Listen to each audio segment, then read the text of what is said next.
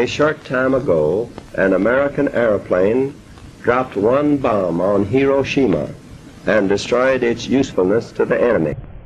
What if the most haunting parts of Hiroshima and Nagasaki were never taught, never shown, and never explained? In the ashes of devastation, strange traces remained, silent, unexplained, and deeply unsettling. Some victims left behind no bodies, no names, not even a whisper, just a mark that still baffles and chills to this day.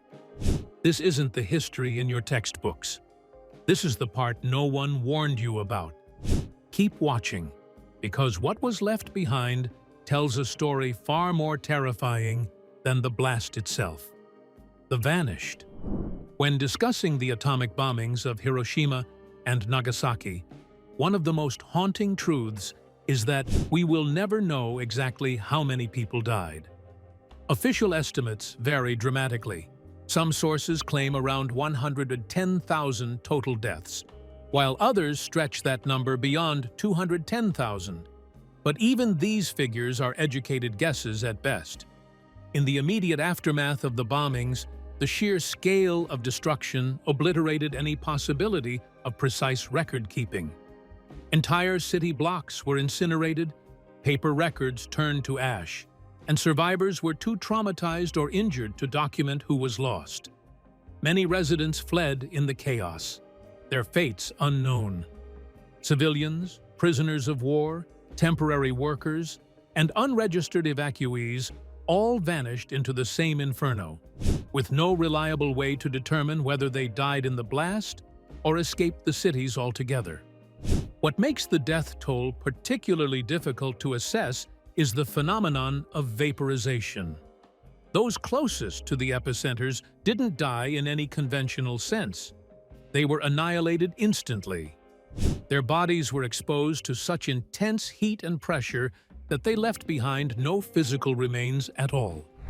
Some were reduced to shadows burned onto walls or steps, a chilling testament to their final moments. Others were simply turned to ash and carried away by the wind. As a result, there were no corpses to count, no funerals to hold, and no closure for surviving relatives. The conventional processes of death, identification, mourning, and burial, were denied to tens of thousands of victims who quite literally vanished. Colonel Stafford Warren, the chief medical officer of the Manhattan Project, testified before Congress in 1946, expressing his discontent with this issue. He admitted that after months of field investigations, he could not give any concrete figure about the dead. Data were meager, and the extent of destruction unparalleled. All figures must remain hypothetical. Warren judged it bluntly as embarrassing, which revealed the helplessness even of the best-developed bureaucratic and scientific apparatus toward a disaster of such a scale.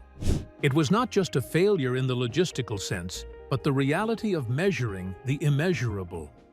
In the end, the unknowable death toll serves as a brutal symbol of the nature of atomic warfare. These were not just lost lives. They were lives that have been erased. Often, it can mean leaving behind no grave, not a name, not even a picture. The vanished are more than a tragic footnote. They remind us that beyond statistics and headlines, mass death could take shape so thoroughly that it becomes almost imperceptible. And in that invisibility lies one of the deepest wounds left by the bomb. And yet, in the eerie stillness left behind, some of the vanished appeared to leave behind a trace, one that would blur the line between myth and science. The science behind atomic ghosts. Among the many haunting images associated with the bombings of Hiroshima and Nagasaki, few are as visually unsettling as the so-called human shadows scorched onto city walls, staircases, and sidewalks. These silhouettes, often appearing as darkened impressions in the precise shape of a sitting or standing person, have been widely interpreted as the remnants of people vaporized by the atomic blast. The idea that someone's last moment could be captured as a permanent mark on stone has fueled countless myths and dramatizations. Yet, while these impressions are chilling, the science behind them reveals a more mundane, though no less disturbing, explanation rooted in physics rather than paranormal or supernatural causes. In reality, these shadows were not created by people being vaporized and leaving their imprint behind. Instead, they are the result of a process called thermal shadowing. When the atomic bomb detonated, it unleashed a flash of intense light and heat in mere fractions of a second.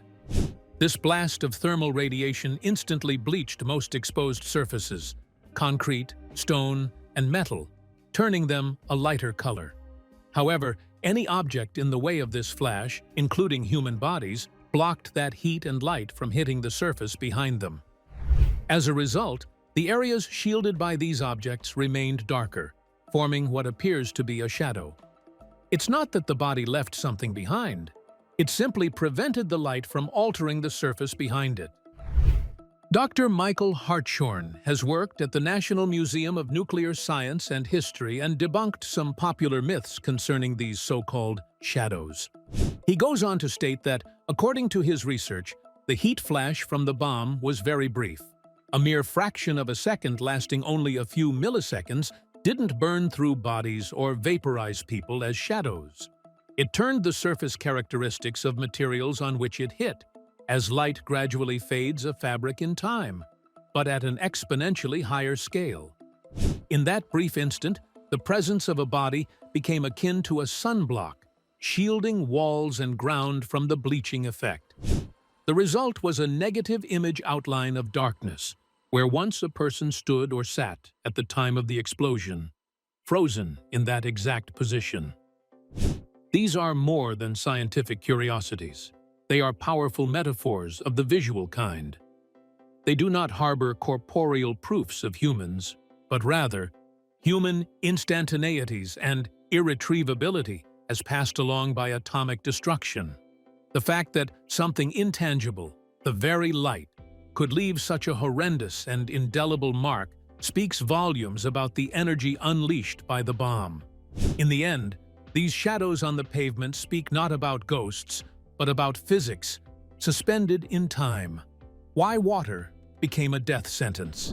In the immediate aftermath of the atomic bombings of Hiroshima and Nagasaki, one of the most gut-wrenching scenes witnessed by survivors was the desperate, almost universal plea from the injured. Water.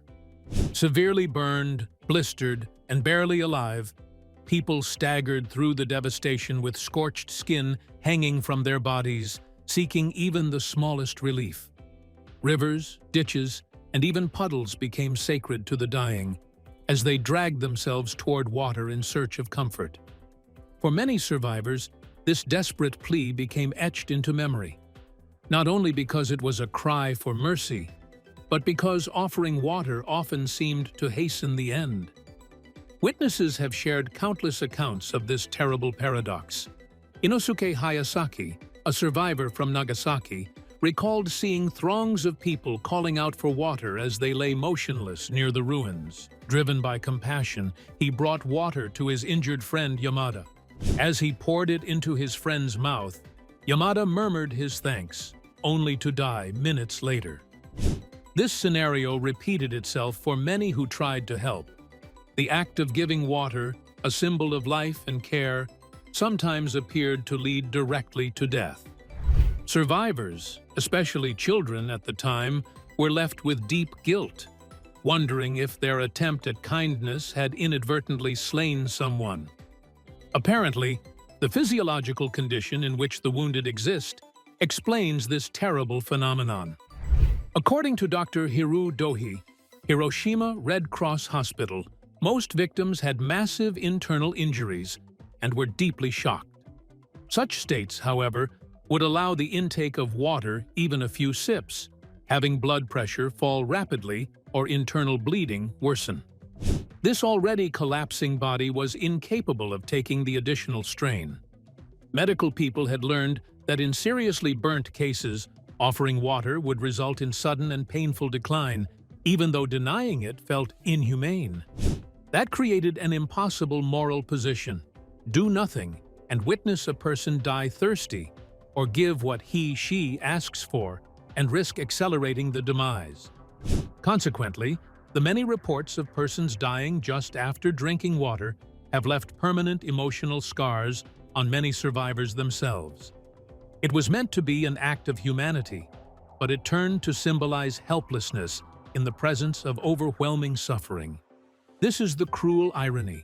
Water, the life-giving thing, has now become a silent executioner, and it shows moral chaos in the final moments. A world unmade by unimaginable force made even mercy dangerous. The saga is, however, not over for those who lived. For the memory of that act, to give or withhold the last sip, would become an emotional burden of generations once the fires burned down. The burned and the buried. The atomic bombings of Hiroshima and Nagasaki produced levels of devastation so extreme that even decades later, scientists and forensic experts continue to study how exactly people died in those first moments and days.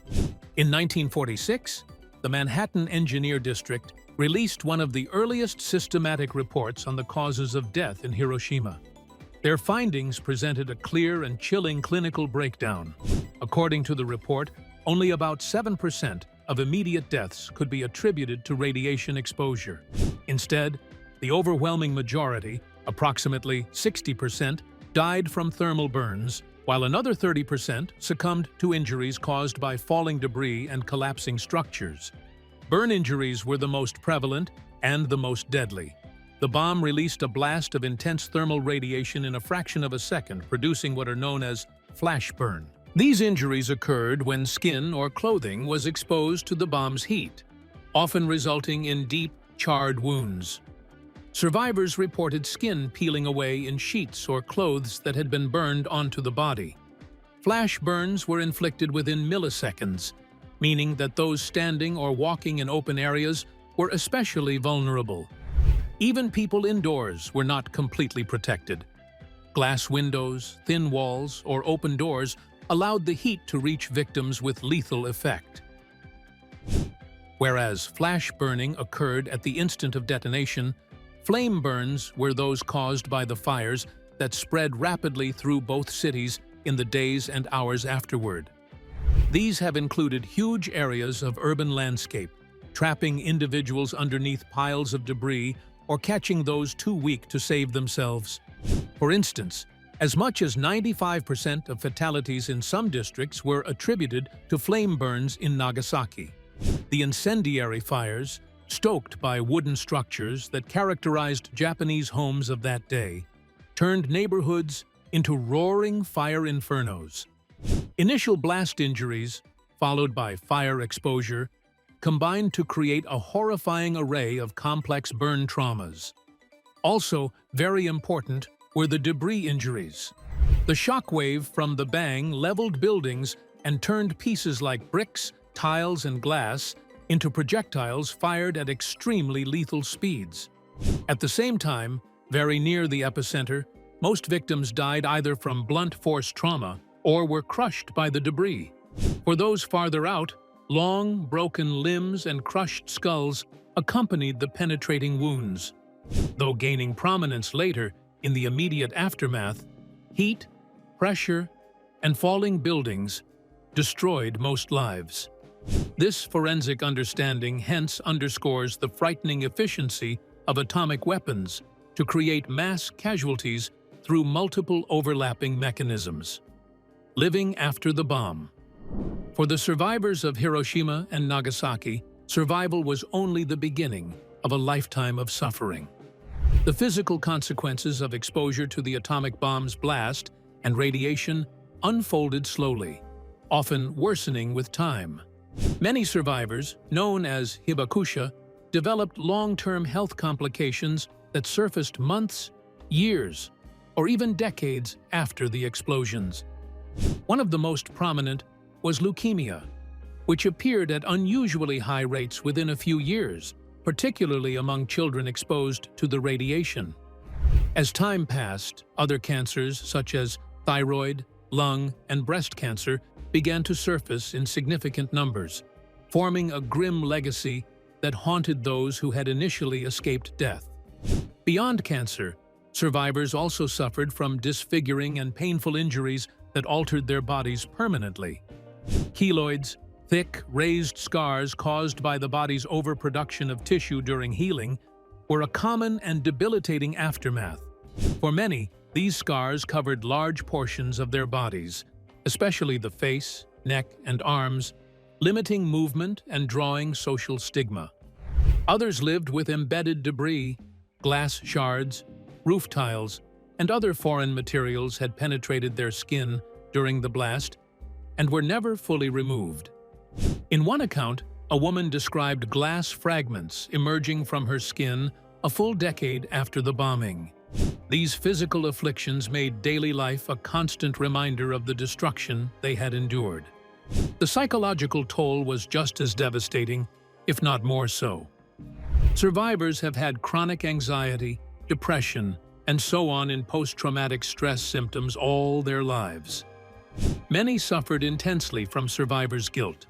Those who lost entire families or watched loved ones die slowly under horrific conditions. Flashbacks, insomnia, and fear of illness became almost quotidian. To further compound the trauma, there was also social discrimination for many of the hibakusha. In post-war Japan, they were often also stigmatized as, in quotes, contaminated or seen as unmarriageable for fears of potential genetic damage. Some employers would not hire them, believing their health would eventually fail them. This isolation only served to deepen wounds already inflicted by physical suffering into an emotional one. In medical studies carried out in recent decades, investigators have extended this inherited tragic risk way beyond the glossed surface into an acquiring much more farther eyeball view into the offspring of survivors. Thus, legitimate health treatment-related problems have also returned with a big blade in recent generations. Ample studies have had a bit of an impact on scoping trends in daily struggles confronting those people with not only visible scars, but also invisible ones. The story of the atomic bomb does not halt once the bomb blasts. Rather, it moves towards the people who have been carrying its legacy through their bodies and minds. Hibakusha, who exist under this so-called label, consider survival not to be a victory, more than a survival. It has become their way of life full of pain, memory, and resilience. Their survival stands as a stark reminder of the costs of nuclear warfare, present, past, and future. As survivors faced the lifelong weight of living, the dead were met with a different kind of tragedy, one marked not by memory, but by erasure on an unimaginable scale, mass cremations, and the collapse of dignity. In the aftermath of the atomic bombings, Hiroshima and Nagasaki were left not only in physical ruins, but also in a state of societal paralysis. The sheer number of dead overwhelmed any system of response, leaving survivors and local authorities unable to manage the remains of tens of thousands of victims. In both cities, conventional funerary practices became impossible. Bodies lined the streets, rivers, and fields, decomposing rapidly in the oppressive August heat. The scale of death was so massive and resources so depleted that there was no time, manpower, or material for individual burials. What followed was the widespread use of mass cremations, hastily organized pyres where the dead were burned en masse without names, rites, or records. These cremations were not part of a ceremonial process, but a desperate response to a health crisis. With limited options and the real threat of disease from rotting bodies, city officials and military personnel set up large-scale burning sites, often in vacant lots or on temple grounds. The fires were continuous, sometimes lasting for days or even weeks, with smoke and the smell of burning flesh permeating the cities. Survivors described how normal it became to walk past stacks of bodies awaiting cremation, a grim reminder of how quickly society had adapted to mass death. The traditional reverence for the dead, deeply rooted in Japanese culture, was stripped away, replaced by a mechanized urgency to dispose of the corpses. The long-burning fires could turn one psychological desensitization into the next. Survivors and workers were emotionally closed off due to the repeated exposure to so much death. Cremating hundreds of bodies every day without ceremony and without distinction forced and collapsed empathy on a communal level. People stopped reacting to smells, sights, and heat from the fires. Witnesses spoke of a rising numbness, an internal distancing necessary for survival in an environment where human dignity had become irrelevant.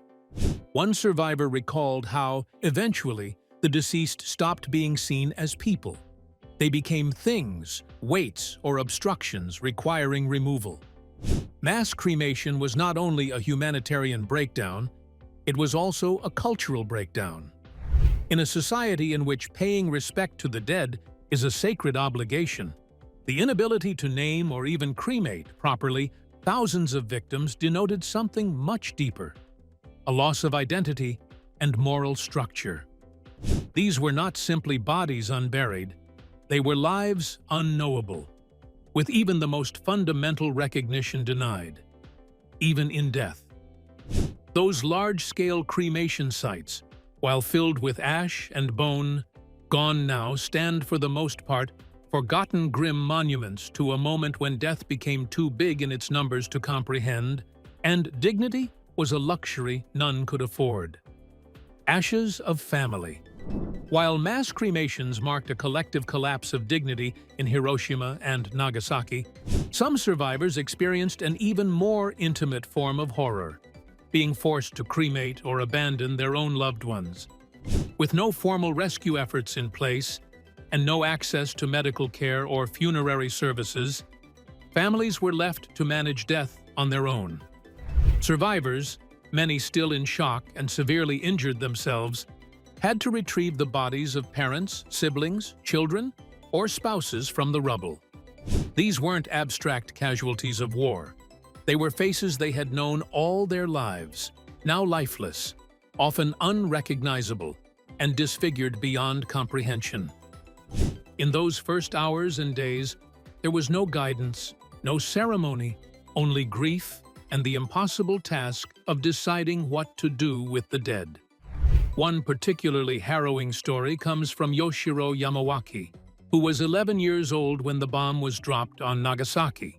He and his brothers found their father's burned body near a factory, and with no help available, they carried him to an open area and attempted to cremate him themselves. As the fire died down, the process remained incomplete. Following an old Japanese tradition, they tried to retrieve the bones with chopsticks, a symbolic act of respect.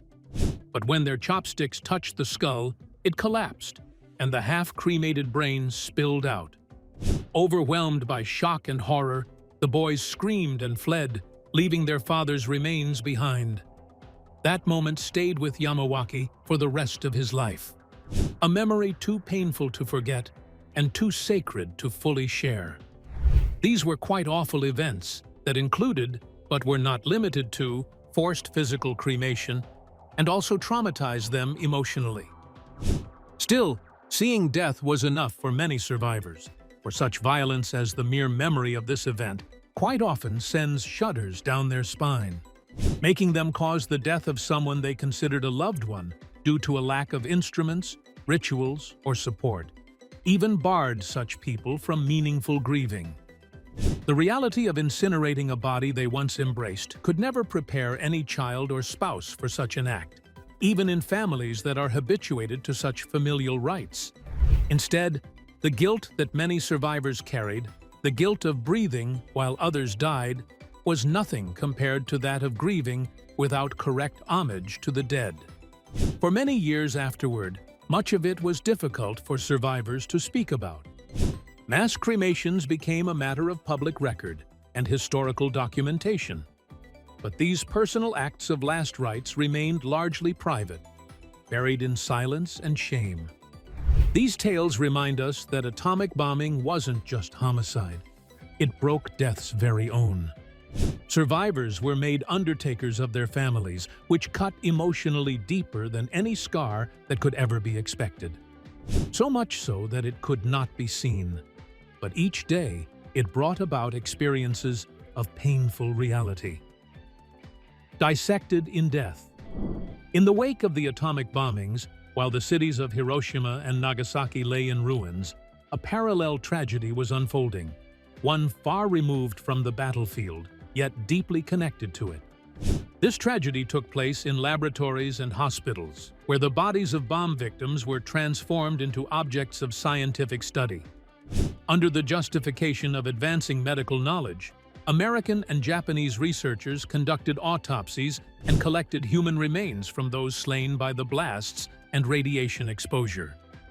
What began as a supposed collaboration to understand radiation sickness quickly evolved into a disturbing practice of harvesting body parts, often without consent or proper identification.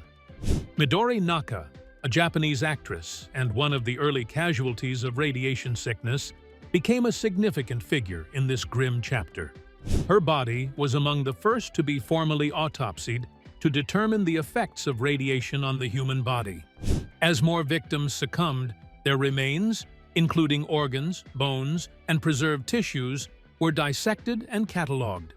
American medical professionals from the Atomic Bomb Casualty Commission, ABCC, joined Japanese pathologists, and soon, specimens were being shipped to the United States in jars and crates. These included eyes, brains, and other organs preserved in formaldehyde. However, the names of the deceased were often replaced by case numbers, and as time passed, the original identities were lost or confused. The scientific materials collected in this process were consigned to an unregulated and ethically hazy archive. Careless labeling and documentation led to mix-ups, and sometimes body parts from different individuals were treated as a single case. Because tracing the origins of such samples in the early 1950s was mostly unsuccessful, the researchers could hardly join those organs with the people from whom they came. Survivors and relatives felt greatly betrayed, learning that their loved ones were being used posthumously. Many thought that the bomb victims had died not just a horrible death, but one devoid of dignity, treated as nameless research material in laboratories abroad. Japan took a while to protest the practice. In 1973, under public protest and political pressure, the United States returned over 23,000 preserved specimens of human remains to Japan. Included in these were trinkets, clothing, photographs, and sometimes entire organs. At that point, much scientific value had been lost to many items with improper record-keeping, and the return came to be seen as less of a return of substance and more of an act of symbolism.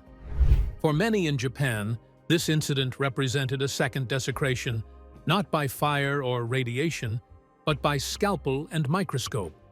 It turned victims of war into silent subjects of medical exploitation, raising questions of legacy upon whose ethical dimensions the research continues to be investigated to date. The Great Repatriation. Nearly 3 decades after the atomic bombings of Hiroshima and Nagasaki, a quiet but powerful reckoning began to unfold in 1973, one rooted not in diplomacy or reparations, but in the demand for human dignity. For years following World War II, the United States had held thousands of human remains taken from bomb victims under the guise of scientific research. These body parts, removed during autopsies and medical studies, had been preserved in jars, catalogued, and stored across American research institutions. As public awareness grew, so did outrage in Japan, where the idea that the remains of their dead were being housed in foreign laboratories became a source of national shame and collective pain. The Japanese government, alongside bereaved families and advocacy groups, began to press for the return of the remains. The demand was more than logistical. It was deeply symbolic. For many in Japan, the repatriation represented a form of delayed justice and spiritual closure. These were not anonymous biological samples. They were parents, children, neighbors, individuals who had suffered and died under extraordinary circumstances. Their posthumous treatment as research material was viewed as a continuation of their victimization. In traditional Japanese culture, proper burial and rites are sacred duties, and the knowledge that so many were denied even that final dignity stirred a profound moral and emotional response. In May 1973, when the remains were finally returned to Japan, the items were anything but nicely labeled scientific specimens. They arrived in enormous wooden crates containing, in fact, over 23,000 items that included preserved organs, bones, clothing, and photographs. This was a time of solemn ceremony and bitter reflection. These crates held more than just items of evidence. They held decades' worth of unaddressed trauma in this moment. The whole rerouting was regarded as a national concern. Government officials, religious leaders, and pathologists held the remains with reverence and sorrow. However, because of poor record-keeping and accidental mix-ups, many of the remaining items were no longer identifiable, yet they were all nonetheless treated with respect and buried ceremonially in collective memorials. This event constituted a watershed moment in the post-war Japanese consciousness. It gave birth to discussions about ethics, historical accountability, and the role of science in warfare. More symbolically, it was also a reclamation, a statement that even in death, the victims of Hiroshima and Nagasaki belonged to their homeland and not to the nations that dissected them. The Great Repatriation was never about bones and tissues. It was about restoring a modicum of humanity, identity, and national pride. It reminded the world that dignity should not stop where life ends, for even the dead deserve to be honored, returned, and buried. Even after the long-awaited return of remains, one quiet place had already begun preserving the memory of those who would never be named or reclaimed: the Atomic Bomb Memorial Mound. Amid the ruins of Hiroshima, as the fires cooled and the city began its long journey toward rebuilding, a quiet but powerful symbol of remembrance took shape: the Atomic Bomb Memorial Mound. Constructed in 1946, the mound was built on the site of a former Buddhist temple that had served as an impromptu crematorium in the wake of the bombing. Beneath this unassuming earthen dome rest the ashes of more than 70,000 individuals, most of them unidentified, unclaimed, or entirely forgotten by history. In a nation steeped in rituals of mourning and ancestral respect, the mound became an essential space for spiritual closure, especially for those whose entire families had vanished in the blast. The mound is more than a resting place. It is a silent testament to the scale of human loss and the inability to individually honor every life taken. Many of those interred had been found during the grueling cleanup of the city, their remains reduced to fragments or ash, with no surviving family members to claim them. Others were never identified at all, victims whose names, faces, and histories were obliterated in an instant. Yet within the mound, their collective presence holds deep meaning. It serves not just as a memorial to the dead, but as a spiritual anchor for a nation reckoning with an unthinkable tragedy.